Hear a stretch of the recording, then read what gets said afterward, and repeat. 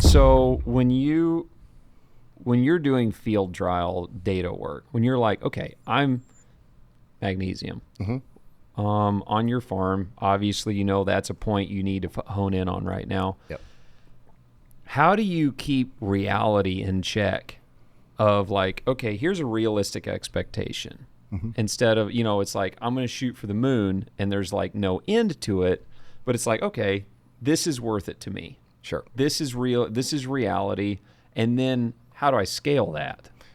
Right. How does Jeff work with that? Well, we grow seed corn for Pioneer or Corteva, sorry. So we have plant-based yield corn plots, right? So that's kind of my go for it stuff because I can justify it a little bit because I'm spreading it over seed acres too. Okay. Because that's how we get compensated. So that's the nice part about it. So it lets me go for it a little bit more than I probably would. Okay. But usually they're only 40-acre fields. Stuff we can't put into seed or it's far enough away from the block we can't do it. So that's my go for it stuff, and then that's where I do all my trials and try to figure things out over there. So yeah, and we have to rotate, so we have to go into beans. So beans are I'm kind of obsessed with them. I have been for a long time. You so don't hear that today in agriculture. Beans are like this we do it because we have to. I don't know why people, maybe it's just this matrimonial bliss with corn. Yep. But dude, beans can be fun too. The problem is with beans is if you have that drowned out spot, you get to see it all year long. Yeah. This is true.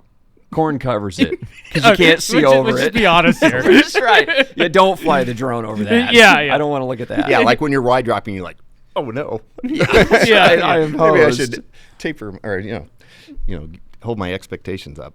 Right. So that's how we get away with it. But I'm obsessed with it because I have to rotate. So I want to make 10, 20 more bushel on my beans because we have to do it.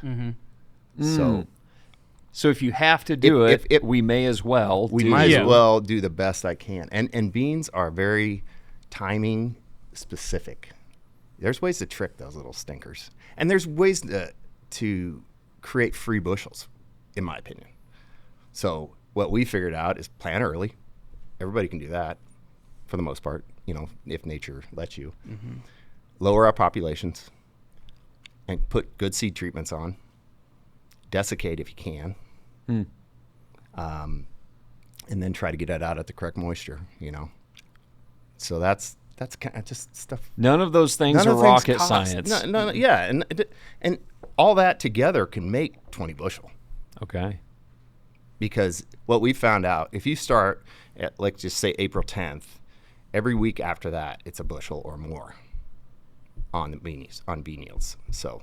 And it probably gets worse the farther you get away. 100%. So you know what I mean? You're losing bushels after. Right. Yeah. So we were at R3 during solstice on a lot of our beans.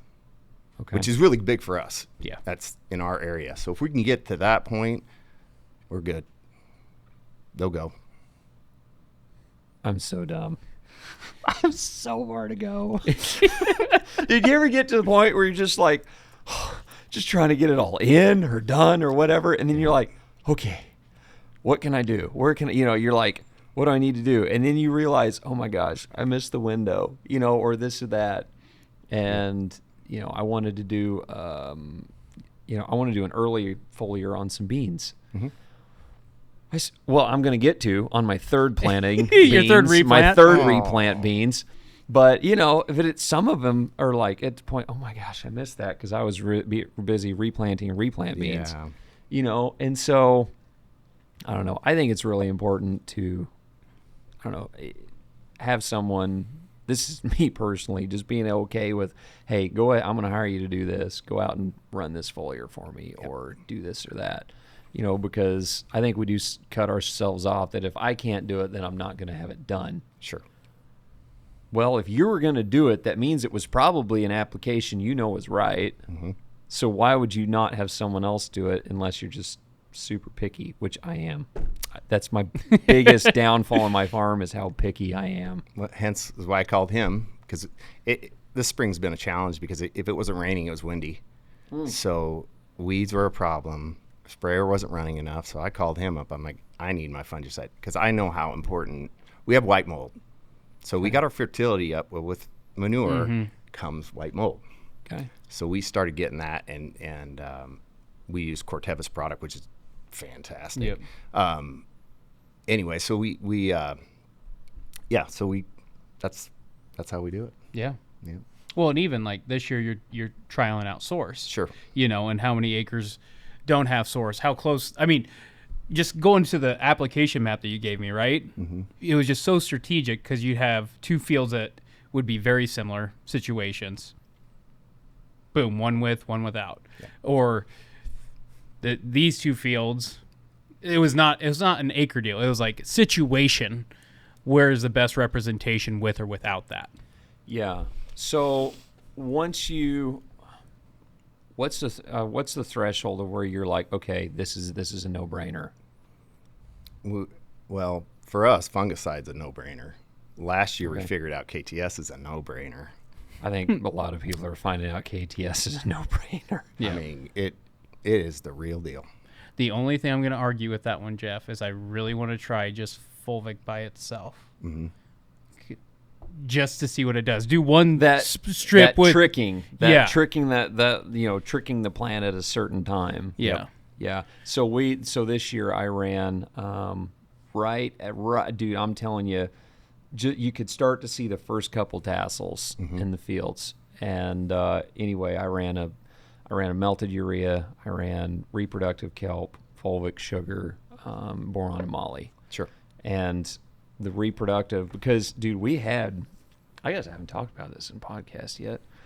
We have had this year. It was 90 degrees. It was like 40 degrees when we went out to go plant the first field, coming off of 65, and then we hit 90 for 2 days, and then it froze 2 nights in a row, and then we had big rain, no rain, hot, cold, and it's like literally this plant.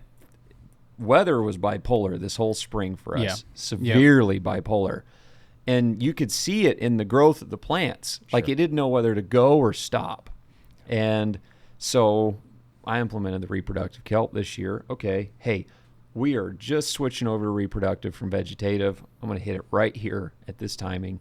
And dude, it like evened things out. Yeah. It's like it did. It shot tassel, boom, ears. Consistent. That's what I noticed was more consistency.